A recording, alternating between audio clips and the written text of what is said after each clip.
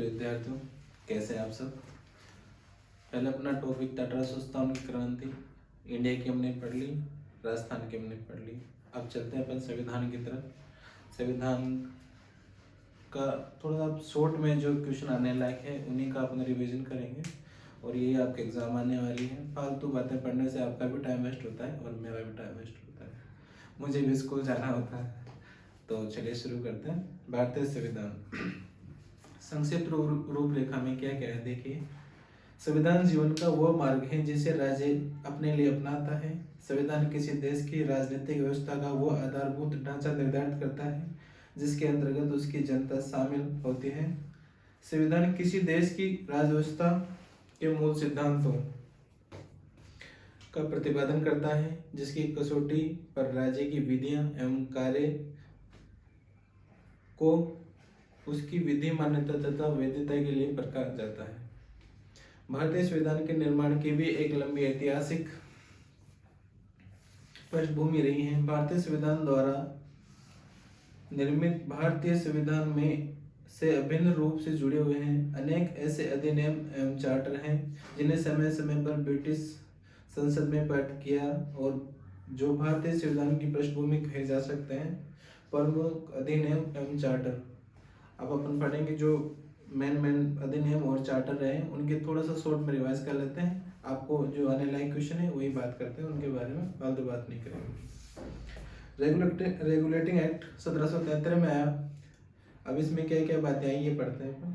Company के समस्त भारतीय क्षेत्रों को एक सूत्र में बांधने के लिए इस अधिनियम के द्वारा बंगाल के गवर्नर को गवर्नर जनरल बना दिया गया। बंगाल का जो गवर्नर था उसको गवर्नर जनरल बना दिया गया। यह व्यवस्था की गई कि मद्रास और बम्बई के गवर्नर जनरल के अधीन रहेंगे।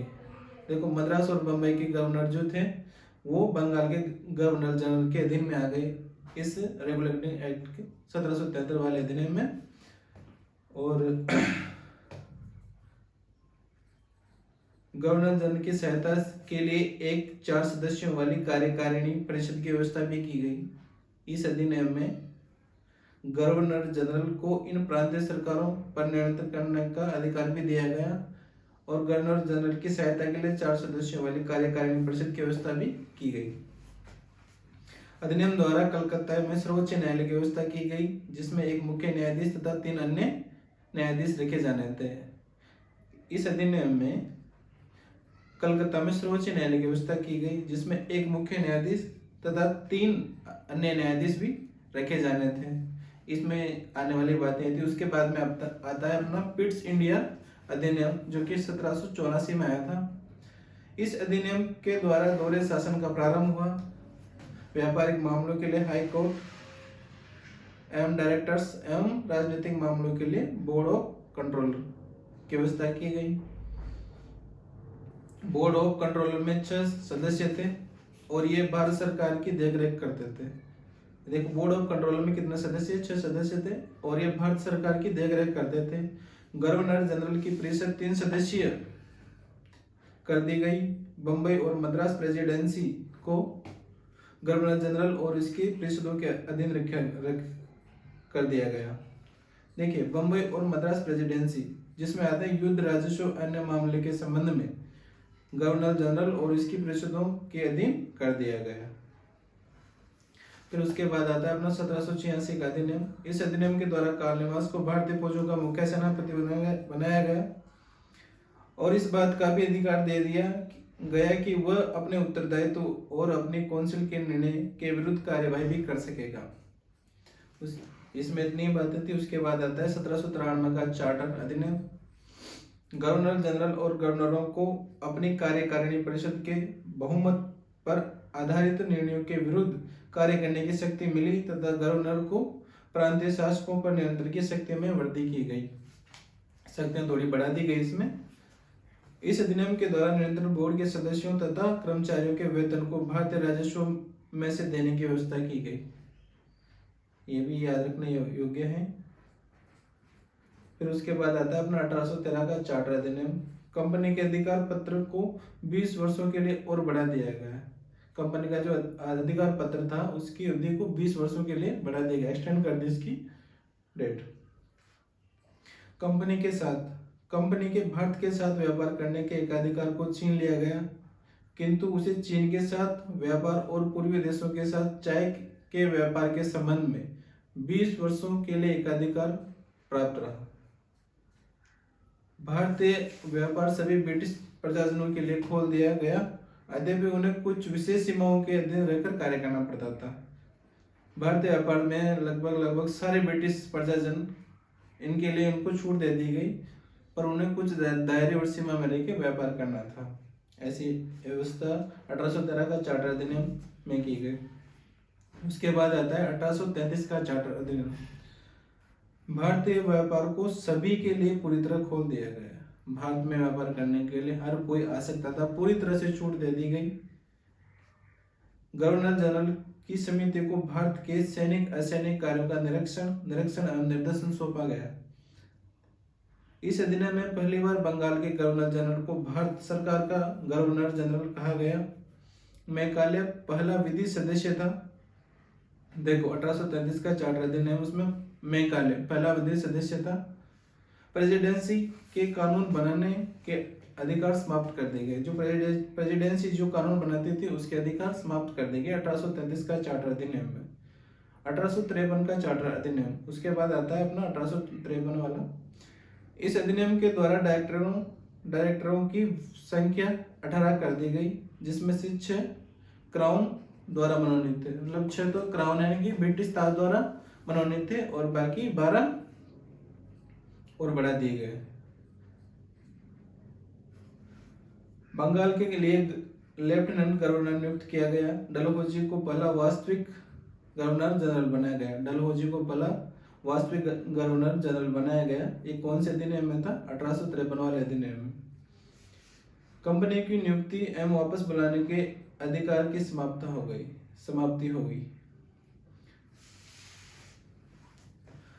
सीधे भर्ती प्रणाली की शुरुआत हुई और नियंत्रण बोर्ड को भारतीय सिविल सर्विसेज के सदस्यों को एक प्रतियोगी परीक्षा द्वारा भर्ती का अधिकार दिया गया। देखिए सिविल सर्विस जो बोर्ड था, नियंत्रण बोर्ड, उसकी स्थापना हुई।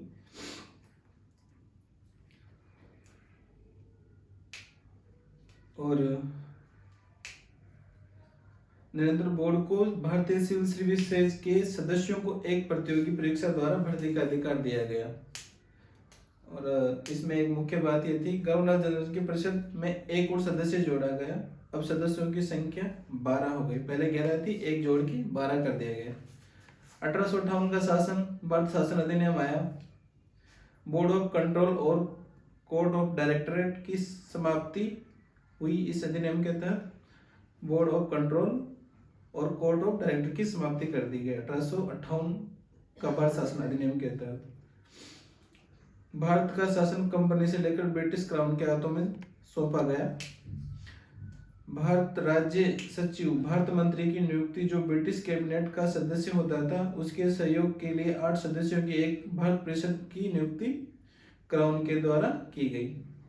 चार्ल्स वुड पहला भारतीय मंत्री था। गवर्नर जनरल को वाइसराय कहा गया।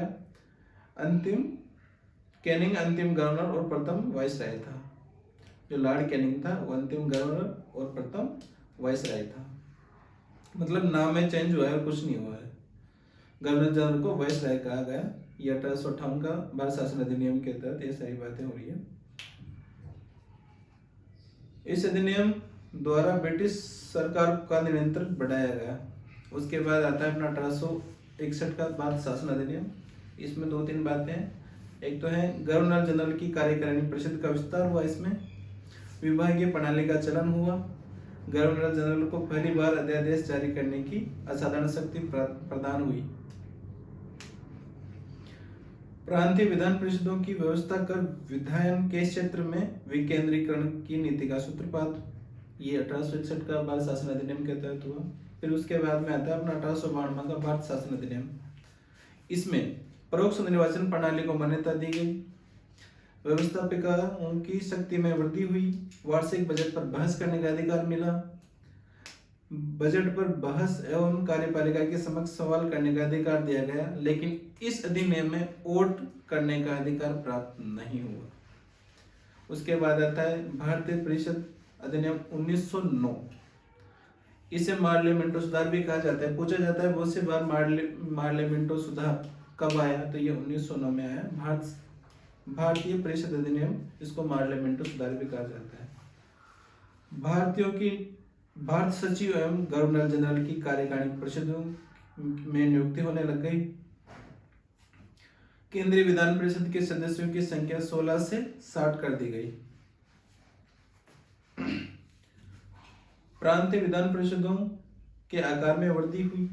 प्रांतीय विधान परिषदों में पहली बार गैर सरकारी सदस्यों का बहुमत इसमें मिला। केंद्रीय और प्रांतीय विधान परिषदों को पहली बार बजट पर वाद विवाद करने का अधिकार भी इसमें मिला तथा सार्वजनिक हित के विषय पर प्रस्ताव पेश करने, पूरक प्रश्न पूछने और मत देने का अधिकार इसमें मिला। 1909 वाले जो भारत शासन अधिनियम आया था, भारत परिषद अधिनियम, उसमें ये सारी चीजें मिली। उसके बाद आता है अपना 1919 ईस्वी का भारत सरकार अधिनियम। इस अधिनियम को मॉन्टेग्यू चेम्सफोर्ड सुधार भी कहा जाता है। क्या कहा जाता है? 1919 ईस्वी का भारत सरकार अधिनियम। इस अधिनियम को मॉन्टेग्यू चेम्सफोर्ड सुधार भी कहा जाता है क्योंकि इस काल में भारत सचिव मॉन्टेग्यू तथा वाइसराय लॉर्ड चेम्सफोर्ड थे। देखो दोनों नाम से पता चल रहा है, भारत सचिव मॉन्टेग्यू तथा वाइसराय लॉर्ड चेम्सफोर्ड थे। तो एक ऑब्वियसली बात है कि इन दोनों के द्वारा किया होगा, तो इस अधिनियम को मॉन्टेग्यू चेम्सफोर्ड सुधार भी कहा जाता है। इस अधिनियम की सबसे महत्वपूर्ण विशेषता प्रांतों में द्वैध शासन का आरंभ करना था। शासन के विषयों को प्रांतीय और केंद्रीय सूचियों में बांट दिया गया। केंद्रीय मामले, रक्षा, विदेशी मुद्रा तथा आयात निर्यात, इससे प्रांतों में द्वैध शासन की शुरुआत हुई। प्रांतीय विषयों को दो भागों में बांटा गया। मॉन्टेग्यू चेम्सफोर्ड सुधार में प्रांतीय विषयों को दो भागों में बांटा गया। एक तो था आरक्षित विषय, जिसमें पुलिस, जेल, भू राजस्व, सिंचाई और वन विभाग थे। ये विषय गवर्नर और उसकी कार्यकारिणी परिषद द्वारा देखे जाते थे। दूसरा था हस्तांतरित विषय, जिसमें शिक्षा, स्थानीय स्वशासन, सार्वजनिक स्वास्थ्य, सफाई, कृषि और उद्योग गवर्नर और उसके मंत्री द्वारा देखे जाते थे। ये दो डिवाइड हुआ। इसमें से एक तो आरक्षित था, एक हस्तांतरित विषय था। और उसके बाद में प्रांतों पर केंद्रीय नियंत्रण द्वैध शासन द्वारा कम किया गया। प्रांतों पर केंद्रीय नियंत्रण द्वैध शासन द्वारा कम किया गया। केंद्रीय विधायिका सेंट्रल लेजिस्लेटिव को द्विसदनात्मक बना दिया गया, जिसे राज्य परिषद, ऊपरी सदन 5 वर्ष के लिए और विधान परिषद 3 वर्ष के लिए दो भागों में बांटा गया। प्रत्येक निर्वाचन मंडल का दायरा बढ़ाकर सिखों को इसमें शामिल किया गया। देखो पहली बार सिखों को शामिल कहाँ किया गया? 1919 ईस्वी का भारत सरकार अधिनियम, जिसे मॉन्टेग्यू चेम्सफोर्ड सुधार भी कहा जाता है, इसमें सिखों को शामिल किया गया। अधिकार बहुमत को समाप्त करके गैर अधिकारी प्रत्यक्ष चुनाव गैर अधिकारी बहुमत को बढ़ाया गया, यानी कि प्रत्यक्ष चुनाव उसमें हुए। भारत सचिव और उसके सहयोगियों का वेतन अब अंग्रेजी राजस्व से देने की बात हुई और भारत के उच्चायुक्त की लंदन में नियुक्ति हुई, जो भारत सरकार के प्रति जिम्मेदार था और उससे ही खर्च पाता था। वह इंग्लैंड में भारतीय विद्यार्थियों का ध्यान रखता था तथा भारत सरकार के लिए सुविधाओं की व्यवस्था करता था। इस अधिनियम द्वारा एक लोक सेवा आयोग की स्थापना की गई। भारतीय सचिव को इस आयोग की नियुक्ति का कार्य सौंपा गया। देखिए 1919 के ईस्वी का जो भारत सरकार अधिनियम, जिसे मॉन्टेग्यू चेम्सफोर्ड सुधार भी कहा जाता है, इसमें लोक सेवा आयोग की स्थापना की गई। भारत सचिव को इस आयोग की नियुक्ति का कार्य सौंपा गया। फिर उसके बाद आता है 1935 ईस्वी का भारत सरकार अधिनियम। इस शासन द्वारा प्रांतीय स्वायत्तता और प्रांतों में जवाबदेह सरकारों की स्थापना और द्वैध शासन की समाप्ति कर दी गई। पहली बार काउंसिल ऑफ स्टेट प्रांतीय परिषदों को 6 प्रांतों में द्विसदनीय बनाया गया। ये प्रांत बंगाल, मद्रास, मुंबई, उत्तर प्रदेश, बिहार और असम थे। इनमें प्रांतों को द्विसदनीय बनाया गया। उसके बाद प्रत्येक निर्वाचक मंडलों का विस्तार किया गया, जिसमें सिखों, भारतीय ईसाइयों, आंग्ल भारतीय यानी कि एंग्लो इंडियन और यूरोपियों को इसमें शामिल किया गया। संघीय न्यायालय का की दिल्ली में स्थापना की गई, जिसमें एक मुख्य न्यायाधीश और 6 या 6 से कम जजों की नियुक्ति को मान्यता दी गई। इसी अधिनियम द्वारा रिजर्व बैंक इंडिया की स्थापना भी की गई। देखिए ये क्वेश्चन इंपोर्टेंट है। रिजर्व बैंक ऑफ इंडिया की स्थापना किस शासन अधिनियम के तहत हुई? तो ये था 1935 में भारत सरकार अधिनियम के तहत रिजर्व बैंक ऑफ इंडिया की स्थापना की गई। 1947 ईस्वी का भारतीय स्वतंत्रता अधिनियम 4 जुलाई 1947 ईस्वी को इंग्लैंड की संसद द्वारा भारतीय स्वतंत्रता अधिनियम पारित किया गया। 15 अगस्त 1947 ईस्वी को भारत 2 अधिराज्यों भारत और पाकिस्तान में विभाजित कर दिया गया। 1947 में भारत और पाकिस्तान अलग अलग हो गए थे। इस 1947 का भारतीय स्वतंत्रता अधिनियम के तहत 2 गणराज्यों में बंट चुका था अपना भारत 2 अधिराज्यों भारत और पाकिस्तान में विभाजित कर दिया गया। सिंध उत्तर पूर्व सीमा प्रांत, पश्चिमी पंजाब, बलूचिस्तान और असम का सिलहट जिला पाकिस्तान में तथा शेष भारत में रहेंगे। दोनों राज्यों की विधानसभाओं को अपना अपना संविधान बनाने का अधिकार दिया गया। नवीन संविधानों के निर्माण तक शासन 1935 ईस्वी के अधिनियम के अनुसार ही चलता रहेगा। ये कह रहे हैं कि जब तक शासन दोनों का संविधान बनके कंप्लीट नहीं हो जाता तब तक दोनों का शासन 1935 ईस्वी के अधिनियम के अनुसार ही चलता रहेगा। 15 अगस्त 1947 ईस्वी से भारत सचिव व इंडिया ऑफिस को समाप्त कर दिया जाएगा। भारतीय रियासतों को भारत अथवा पाकिस्तान किसी भी देश में सम्मिलित होने का अधिकार दिया गया। ये सभी को रियासतें जो थी उनको अधिकार दिया गया कि आप या तो भारत में रह सकते हो और पाकिस्तान में भी जा सकते हो। तो ये 1947 का भारतीय स्वतंत्रता अधिनियम के तहत ये सारी बातें हुई। इस अधिनियम के द्वारा भारत अंततः 15 अगस्त 1947 को ब्रिटिश की दास्ता से मुक्त हुआ। अब देखिए ये तो हुई अधिनियम, सुधार, ये सारी। अब आता है भारतीय संविधान का निर्माण। भारत का संविधान का निर्माण कैसे हुआ?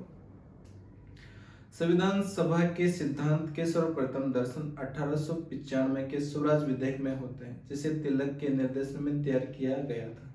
देखिए संविधान सभा के सिद्धांत के सर्वप्रथम दर्शन 1895 के स्वराज विधेयक में होते हैं, जिसे तिलक के निर्देशन में तैयार किया गया था।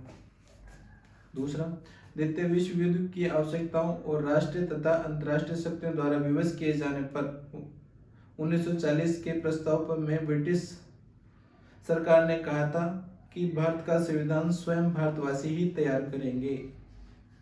1942 की क्रिप्स मिशन योजना के द्वारा ब्रिटेन में स्पष्टता स्वीकार किया गया कि भारत एक निर्वाचित संविधान सभा का गठन होगा जो युद्ध के बाद भारत के लिए संविधान का तैयार करेगी। अंत में 1946 की कैबिनेट मिशन में भारत संविधान सभा के प्रस्ताव को स्वीकार कर इसे व्यवहारिक रूप प्रदान किया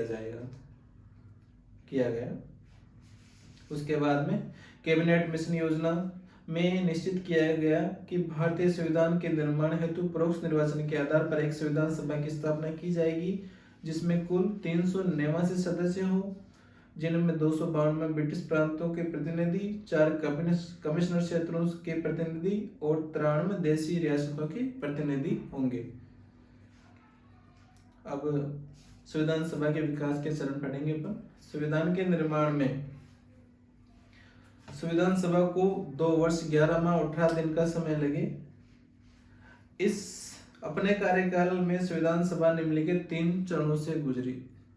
तो ये जो संविधान सभा ने जो संविधान बनाया ये 3 स्टेप से होके संविधान बना था। और प्रथम चरण इसका है, ये चरण 6 दिसंबर 1946 से 14 अगस्त 1947 तक चला। इस संविधान सभा कैबिनेट मिशन द्वारा सुझाई गई सीमाओं के भीतर कार्य करती रही। इस चरण में पंडित जवाहरलाल नेहरू ने संविधान का उद्देश्य प्रस्ताव प्रस्तुत किया। फर्स्ट जो चरण था इसका मतलब फर्स्ट स्टेप, इसमें संविधान सभा का उद्देश्य प्रस्तुत किया गया, जिसके आधार पर संविधान का प्रारूप तैयार करने की प्रक्रिया प्रारंभ हुई। सेकंड स्टेप, ये चरण 15 अगस्त 1947 से 26 नवंबर 1949 तक चला। इस दौरान संविधान सभा एक प्रभुत्व संपन्न एवं अस्थायी संस्था के रूप में कार्य करती रही। इस दौरान संविधान के प्रारूप का संविधान सभा में वाचन किया गया और उस पर व्यापक विचार विमर्श भी हुआ। सेकंड स्टेप में बता रहा है ये कि इस दौरान संविधान सभा एक प्रभुत्व संपन्न और अस्थायी संस्था के रूप में कार्य करती रही। इस दौरान संविधान के प्रारूप का संविधान सभा में वाचन किया गया और उस पर व्यापक विचार विमर्श किया गया, मतलब इस पे पूरी तरह से बातचीत की गई, इसके बारे में बातें हुई। थर्ड स्टेप आता है इसका, ये चरण 27 नवंबर 1949 से मार्च 1952 तक चला। इस दौरान संविधान सभा तब तक एक अस्थायी संसद के रूप में कार्य करती है जब तक भारत में आम चुनाव के पश्चात निर्वाचित प्रतिनिधि नहीं चुने गए और नई संसद का निर्माण नहीं हुआ। भारतीय संविधान निर्माताओं ने लगभग 60 देशों से अधिक संविधानों का अवलोकन किया और इसके प्रारूप में 114 दिन तक विचार हुआ। देखिए सुनिए, भारतीय संविधान निर्माण में लगभग कितने देशों का अध्ययन किया गया? तो लगभग 60 देशों के संविधानों का अध्ययन किया गया। वहां से कुछ चीजें अपनाई, कुछ को नहीं अपनाया। 60 देशों का लगभग संविधान बनाने के लिए अध्ययन किया गया था और इसके प्रारूप में 114 दिन तक का विचार हुआ था। संविधान दिवस 26 नवंबर भारत में संविधान दिवस के रूप में मनाया जाता है। आप सबको पता है 26 नवंबर अभी निकला ही है और संविधान दिवस मनाया गया था। इसकी शुरुआत 2015 से हुई, मनाने की शुरुआत 2015 से हुई क्योंकि ये वर्ष भारत संविधान निर्माता डॉक्टर भीमराव अंबेडकर के 125वें जन्मदिन के रूप में मनाया गया था। जब भीमराव अंबेडकर का 125वां जन्मदिन था 2015 में 26 नवंबर को, तो इस दिन ये मनाया गया था। अंतर्राष्ट्रीय लोकतंत्र दिवस 15 सितंबर 2015 को विश्व भर में अंतर्राष्ट्रीय लोकतंत्र दिवस मनाया गया। संयुक्त राष्ट्र महासभा ने वर्ष 2017 में एक प्रस्ताव पारित कर इस दिवस को मनाने की घोषणा की थी। लोकतंत्र दिवस 15 सितंबर 2015 को विश्व भर में अंतर्राष्ट्रीय लोकतंत्र दिवस मनाया गया था। अब संविधान सभा के प्रमुख सदस्य कौन कौन थे? तो कांग्रेस के सभी चोटी के नेता पंडित जवाहरलाल नेहरू, सरदार वल्लभ भाई पटेल, डॉक्टर राजेंद्र प्रसाद, मौलाना आजाद, चक्रवर्ती राजगोपालचारी व पंडित वल्लभ पंत, बाल गोविंद खेर, बाबू पुरुषोत्तम दास टंडन, के एम मुंशी, आचार्य जे.बी. कृपलानी और टी.टी. कृष्णमाचारी इसके सदस्य थे। कांग्रेस के अतिरिक्त अन्य दलों से संबंध व्यक्तियों में doctor Sarvepalli Radhakrishnan, doctor Shyama Prasad Mukherjee, Pandit Hridaynath Kunzru, N Gopal Swami Iyengar, doctor Jaishankar Bakshi, Tekchand sir Alladi कृष्णम स्वामी अय्यर, प्रोफेसर के.टी. शाह तथा डॉक्टर भीमराव अम्बेडकर प्रमुख थे। महिला सदस्य में श्रीमती सरोजिनी नायडू, श्रीमती हंसा मेहता और श्रीमती दुर्गाबाई देशमुख प्रमुख थी। संविधान सभा की सदस्यता स्वीकार करने वाले व्यक्तियों में तेज बहादुर सप्रू स्वास्थ्य के आधार पर और जयप्रकाश नारायण थे। संविधान सभा की समितियां, कितनी समितियां बनी?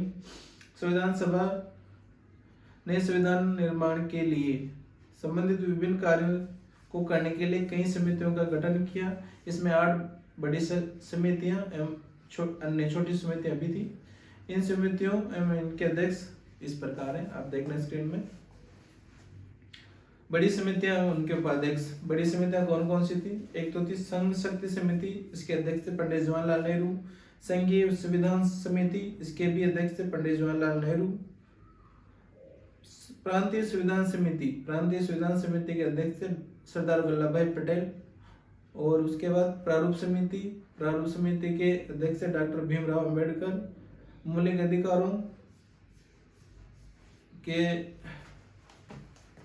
मौलिक अधिकार जो समिति थी उसके भी अध्यक्ष थे सरदार वल्लभ भाई पटेल। अल्पसंख्यकों को संबंधित परामर्श समिति, इस समिति की 2 उप समिति थे। मौलिक अधिकारों की भी 2 उप समितियां और थी। मौलिक अधिकार उप समिति के अध्यक्ष थे जे.बी. कृपलानी। अल्पसंख्यक उप समिति जिसके अध्यक्ष थे एच.सी. मुखर्जी। और उसके बाद आदि प्रक्रिया नियम समिति, इसके अध्यक्ष थे डॉक्टर राजेंद्र प्रसाद। राज्यों के लिए समिति, उसके भी अध्यक्ष थे पंडित जवाहरलाल नेहरू। संचालन समिति, इसके अध्यक्ष थे डॉक्टर राजेंद्र प्रसाद। और संविधान सभा के संवैधानिक सलाहकार BN राव द्वारा संविधान का पहला प्रारूप तैयार किया गया। इस प्रारूप में 243 अनुच्छेद एवं 13 अनुसूचियां थी। अब अपन पढ़ते हैं प्रारूप समिति को। प्रारूप समिति संविधान के प्रारूप को तैयार करने के लिए 29 अगस्त 1947 ईस्वी को प्रारूप समिति का गठन किया गया। डॉक्टर भीमराव अंबेडकर इसके अध्यक्ष थे। प्रारूप समिति के अध्यक्ष डॉक्टर भीमराव अंबेडकर थे। 30 अगस्त 1947 ईस्वी को प्रारूप समिति की प्रथम बैठक हुई। इसके पश्चात संविधान के प्रारूप पर 114 दिन तक चर्चा हुई। इस दौरान प्रारूप का 3 बार वाचन किया गया। डॉक्टर भीमराव अंबेडकर ने संविधान सभा के समक्ष the constitution as settled by the assembly be passed प्रस्ताव पेश किया। संविधान के प्रारूप पर पेश इस प्रस्ताव को 26 नवंबर 1949 को पारित कर दिया गया और इस पर अध्यक्ष व सदस्यों ने हस्ताक्षर भी कर दिए। प्रारूप समिति के सदस्य कौन कौन थे? तो ये थे KM मुंशी, ये बम्बई से निर्वाचित होकर आए थे। मोहम्मद सादुल्ला असम से निर्वाचित, ये मुस्लिम लीग के सदस्य थे। BM मित्तर, अल्लादी कृष्ण स्वामी अयंगर, ये मद्रास से निर्वाचित थे और निर्दलीय थे। N गोपाल स्वामी अयंगर, ये मद्रास से निर्वाचित सदस्य थे। DP खेतान, जो कि ये भी निर्दलीय थे। बाद में BM मित्तर और DP खेतान के स्थान पर N माधव और TT कृष्णमाचारी को सदस्य बनाया गया। प्रारूप समिति के सदस्यों में से केवल 2, प्रारूप समिति के जो सदस्य थे उनमें से केवल 2 KM मुंशी एवं TT कृष्णमाचारी कांग्रेस के सदस्य थे, बाकी सब निर्दलीय थे। छोटी समितियां, उनके अध्यक्ष छोटी समिति में जैसे संविधान सभा के कार्य से संबंधित समिति GV मालवकर इसके अध्यक्ष थे। कार्य संचालन समिति डॉक्टर KM मुंशी। सदन समिति के अध्यक्ष बी सितारमैया। चौथी थी राष्ट्र ध्वज संबंधी तदर्थ समिति, इनके अध्यक्ष थे डॉक्टर राजेंद्र प्रसाद। मौलिक अधिकारों, अल्पसंख्यकों एवं जनजाति के बहिष्कृत क्षेत्रों के लिए सलाहकार समिति बनाई गई, इनके अध्यक्ष थे सरदार वल्लभ भाई पटेल। और एक थी क्रीडेंशियल समिति, इसके अध्यक्ष थे अल्लादी कृष्ण स्वामी अयंगर। आगे चलते हैं।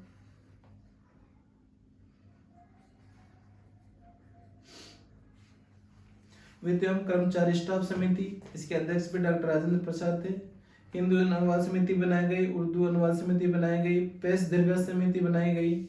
आयुक्तों एवं प्रांतों के लिए समिति बनाई गई, आयुक्तों एवं प्रांतों के लिए भी समिति बनाई गई, इसके अध्यक्ष थे बी पट्टाभी सीतारमैया। भाषाई प्रांतों से संबंधित आयोग की व्यवस्था इसमें की गई। वित्तीय प्रावधान संबंधी विशेषज्ञ समिति बनाई गई। सर्वोच्च न्यायालय के लिए तदर्थ समितियां और इसके अध्यक्ष थे एच वरदाचार्य। भारतीय संविधान के पिता, आधुनिक मनु की संख्या डॉक्टर भीमराव अम्बेडकर को दी जाती है। भीमराव अम्बेडकर को संविधान का जनक, पिता या आधुनिक मनु के नाम से भी पुकारा जाता है। संविधान सभा में डॉक्टर भीमराव अम्बेडकर का निर्वाचन पश्चिम बंगाल से हुआ था। ये भी क्वेश्चन आने लायक है। संविधान सभा में डॉक्टर भीमराव अम्बेडकर का निर्वाचन पश्चिम बंगाल से हुआ था। संविधान की प्रस्तावना में 26 नवंबर 1949 का दिन उल्लेख उस दिन के रूप में किया गया जिस दिन भारत के लोगों ने सभा में संविधान को अपनाया, लागू किया एवं स्वयं को सौंपा। 26 नवंबर 1949 को अपनाए गए संविधान में प्रस्तावना में 22 भाग, 395 अनुच्छेद और 8 अनुसूचियां थी। प्रस्तावना को पूरे संविधान में लागू करने के बाद लागू किया गया। संविधान की स्वीकृति कैसे हुई? प्रारूप समिति द्वारा संविधान का जो प्रारूप तैयार किया गया वह 1 फरवरी 1948 को के दिन संविधान सभा के अध्यक्ष को सुपुर्द किया गया।